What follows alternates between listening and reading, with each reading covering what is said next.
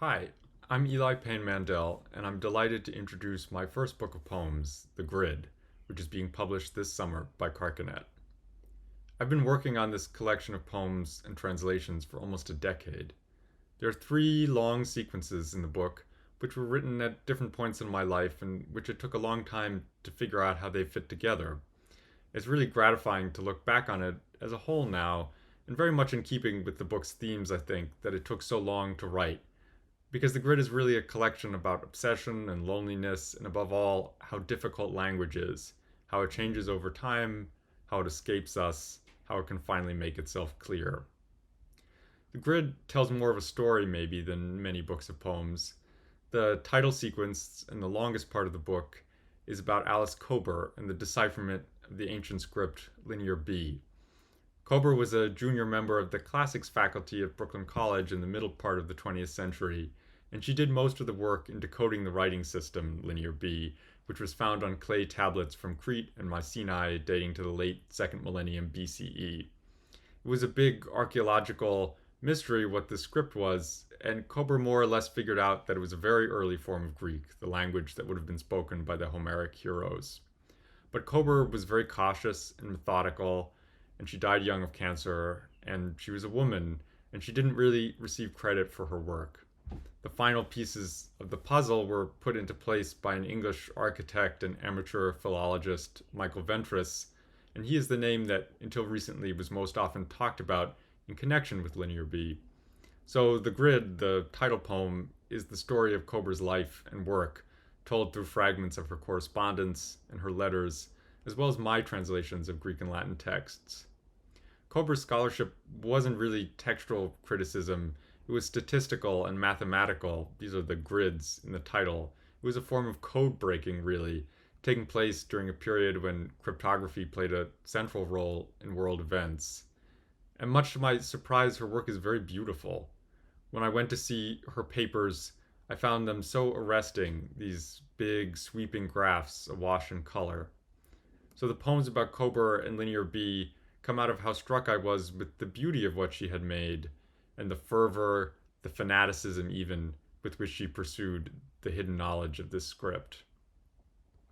I started out my academic life in classics before switching to English literature, and I was always fascinated by the ancient world, the world that was already old or even forgotten by the people we consider ancient.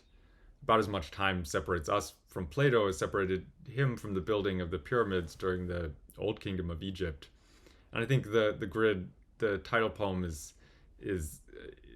driven in part by my fascination with this kind of ancient world and our attempts to make sense of it.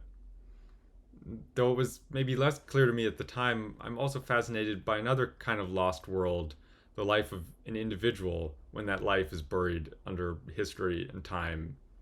The historian Carolyn Steadman's work is really important to me in sort of articulating this. I first read about Kober in a piece that Marguerite Fox wrote that later became a wonderful book about the decipherment of Linear B and really stuck with me. I grew up in Brooklyn myself. I read Greek and Latin. Kober seemed familiar in a way.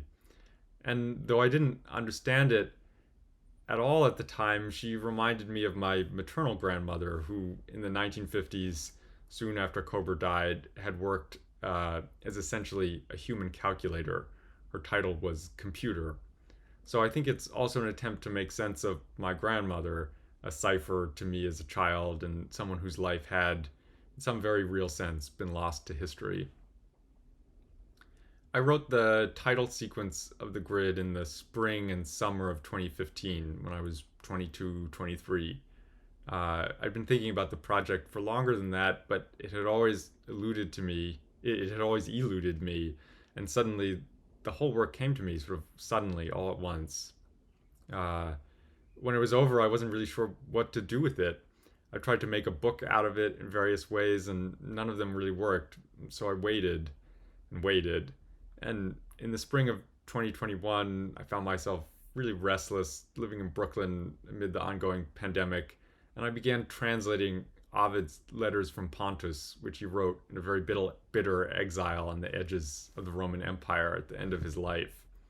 And this became letters of last resort, which together with the middle section, screen memory, make up the rest of this collection. And everything sort of fell into place. A number of short poems that I'd written in the intervening years suddenly made sense in this new context, and the book came together.